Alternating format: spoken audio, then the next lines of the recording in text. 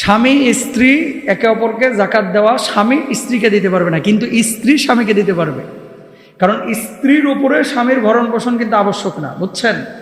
এই জন্য সম্ভবত জাইনাব রাদিয়াল্লাহু তাআলা আনহা, তিনি স্বামী এবং স্ত্রীর মানে সন্তানের জন্য খরচ করতেন সাদাকার টাকা। তো আল্লাহ নবীর কাছে আসলেন, আসার পর বললেন, ইয়া রাসূলুল্লাহ, আমি মানে সওয়াব পাবো কিনা? তো নবীজির সামনে যাওয়ার সাহস পাচ্ছেন না, গেটের সামনে ঘুরঘুর করতেছে, বুঝছেন?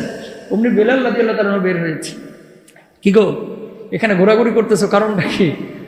আচ্ছা, ওই যে আল্লাহ নবীর কাছে একটা মাসালা জিজ্ঞেস করতে চাই। বেলাল কয়, তুমি যা জিজ্ঞেস করো পর্দা থেকে, আড়াল থেকে। কয়, না, তুমি একটু যা জিজ্ঞেস করো। কি? আমার ওপরে তো আমার স্বামীর ভরণ পোষণ আবশ্যক না, কিন্তু আমার টাকা, আমি ধনী মানুষ, আমার স্বামীর ওপরে, আমার সন্তানের ওপরে যে আমি খরচ করতেছি, এই টাকাগুলো আমি কি দ্বিগুণ সওয়াব পাবো না? কিয়ামতের ময়দানে কোনো প্রতিদান পাবো না? বেলাল বলতেছে,